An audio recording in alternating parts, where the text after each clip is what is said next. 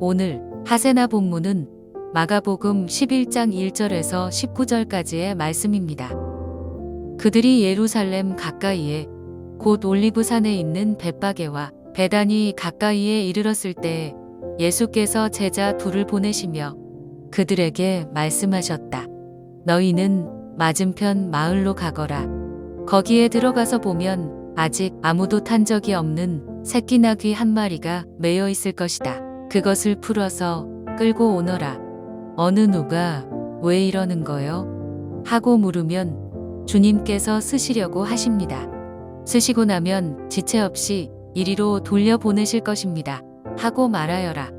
그들은 가서 새끼 나귀가 바깥길 쪽으로 나 있는 문에 매여 있는 것을 보고 그것을 풀었다. 거기에 서 있는 사람들 가운데 몇 사람이 그들에게 물었다. 새끼 나귀를 풀다니 무슨 짓이요? 제자들은 예수께서 일러주신 대로 그들에게 말하였다. 그러자 그들은 가만히 있었다. 제자들이 그 새끼 나귀를 예수께로 끌고 와서 자기들의 겉옷을 그 등에 걸쳐 놓으니 예수께서 그 위에 올라타셨다.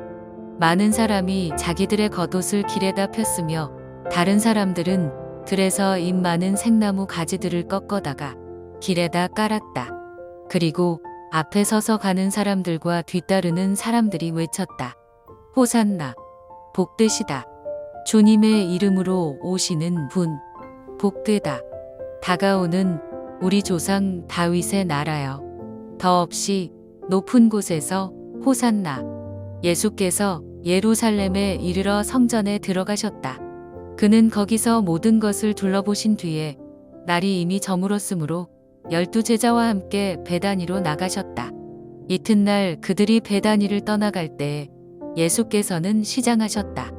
멀리서 잎이 무성한 무화과 나무를 보시고 혹시 그 나무에 열매가 있을까 하여 가까이 가서 보셨는데 잎사귀 밖에는 아무것도 없었다. 무화과의 철이 아니었기 때문이다. 예수께서 그 나무에게 말씀하셨다. 이제부터 영원히 내게서 열매를 따먹을 사람이 없을 것이다. 제자들이 예수께서 말씀하시는 것을 들었다. 그리고 그들은 예루살렘에 들어갔다. 예수께서 성전에 들어가셔서 성전들에서 팔고 사고 하는 사람들을 내쫓으시면서 돈을 바꾸어 주는 사람들의 상과 비둘기 파는 사람들의 의자를 둘러엎으시고 성전들을 가로질러 물건을 나르는 것을 금하셨다. 예수께서는 가르치시면서 그들에게 말씀하셨다. 기록한 바 내 집은 만민이 기도하는 집이라고 불릴 것이다 하지 않았느냐? 그런데 너희는 그곳을 강도들의 소굴로 만들어 버렸다. 대제사장들과 율법학자들이 이 말씀을 듣고서는 어떻게 예수를 없애버릴까 하고 방도를 찾고 있었다. 그들은 예수를 두려워하고 있었던 것이다. 무리가 다 예수의 가르침에 놀라고 있었기 때문이다. 저녁 때가 되면 예수와 제자들은 을의 성 밖으로 나갔다. 지난 토요일까지 하세나에서 예수님의 고난과 십자가 그리고 부활의 내용을 다루었지만 고난주간 마가복음으로 예수님이 걸으신 길을 다시 살펴보며 예수님의 고난을 통한 사랑과 십자가의 은혜를 나누려 합니다. 그래서 이번 한 주간은 예수님께 더욱 집중하길 소망합니다. 예수님은 스가랴 9장 9절에서 예언되어 있는 대로 나귀 새끼를 타시고 겸손한 모습으로 예루살렘 성전으로 들어가셨습니다. 이때 많은 사람들은 겉옷과 나뭇가지를 길에다 깔고 구약에 예언된 메시아의 모습으로 오시는 예수님의 앞뒤에 서서 호산나 복되시다. 주님의 이름으로 오시는 분 복되다. 다가오는 우리의 조상 다윗의 나라여 더없이 높은 곳에서 호산나라고 환호했습니다. 예수님은 여기까지 오시기 전에 병든 자들을 고치시고 귀신을 쫓아내시며 굶주린 자들을 먹이셨고 권위 있는 가르침을 주셨던 분이십니다. 이 소문을 듣거나 직접 목격했던 자들은 예수님께서 그런 능력으로 지금 당장이라도 자신들을 회복시켜 주실 것이라 확신했을 것입니다. 그러나 이들이 바라고 기대했던 것은 영적인 회복이 아니라 로마의 억압에서 회복되는 것, 자신들의 욕망이 채워지는 것이었습니다. 예수님이 오신 이유를 전혀 알지 못하고 어쩌면 관심도 없었던 것입니다. 예수님을 향한 그들의 환호와 찬양은 진정한 메시아이신 예수님을 향한 것이 아니라 자신들의 기대가 성취될 것을 자축하는 것이라 할 수 있습니다. 그런데 11절에서 분위기가 바뀝니다. 금방이라도 무슨 일이 일어날 것 같았는데 아무 일도 일어나지 않았고 예수님을 향해 환호하던 무리들도 보이지 않습니다. 그저 예수님은 예루살렘 성전에 들어가셔서 아무 말씀도 하지 않으시고 성전 이곳저곳을 둘러보셨습니다. 이런 모습은 1절부터 10절까지 기대에 부푼 사람들의 열광적인 장면과는 사뭇 다른 분위기입니다. 심지어 맥없이 거품이 빠진 것처럼 보이기도 합니다.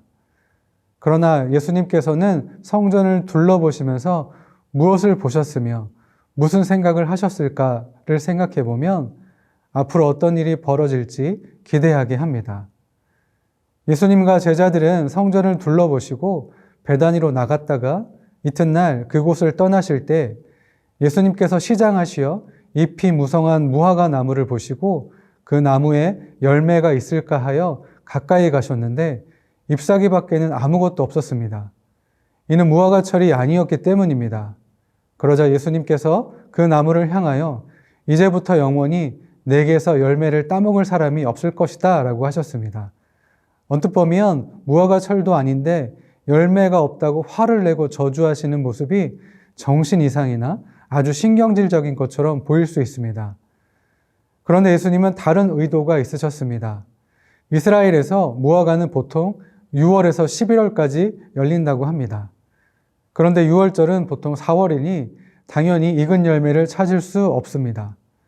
그러나 3월, 4월쯤에는 설 익었지만 못 먹을 정도가 아닌 열매가 맺혀 있다고 합니다.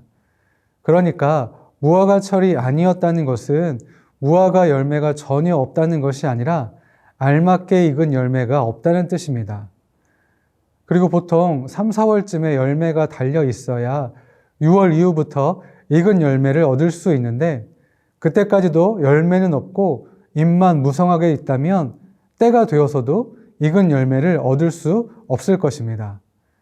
그러니까 예수님께서 잎이 무성한 무화과 나무를 저주하신 이유는 지금 당장 먹을 수 있는 열매를 얻을 수 없었기 때문이 아니라 그저 잎만 무성할 뿐 앞으로도 어떤 열매를 맺을 수 없고 겉만 화려할 뿐 실제로는 제 역할을 다하지 못하고 있었던 것입니다. 그래서 다시는 사람들이 그 나무를 찾지 못하도록 하신 것입니다. 이는 곧바로 이어지는 성전 정화 사건과 연결됩니다.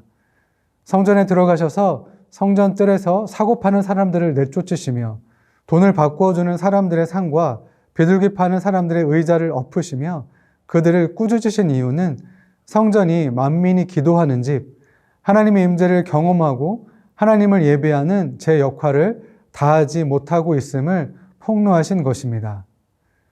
전날 사람들의 환호를 뒤로하고 조용히 예루살렘 성전 이곳저곳을 둘러보시면서 예수님은 무엇을 보셨을까요? 그리고 무슨 생각을 하셨을까요?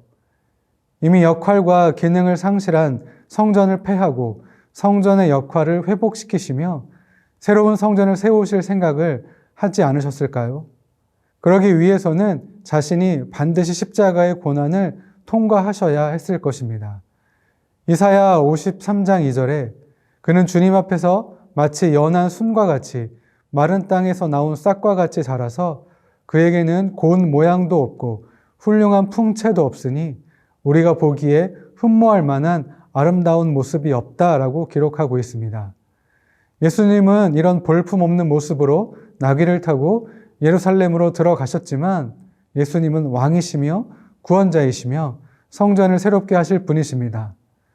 그러나 우리는 여전히 열매를 맺지 못하는 잎만 무성한 나무처럼 신앙생활을 하고 있지는 않는지, 제 역할을 감당하지 못하고 심판 앞에 놓여 있는 성전과 같지는 않는지 돌아봐야 합니다. 오늘 하루 나의 구원자이신 예수님께서 나에게 찾아와 주신 것에 감사하며 겸손하고 낮아진 마음으로 우리 안에 있는 교만과 죄를 주님 앞에 자복하고 온전케 되시는 저와 여러분들 되시길 축복합니다. 오늘의 하시조는 고난주간 특별 저녁 집회에 참석하고 기도하는 것입니다. 오늘의 하시조 함께 하시죠.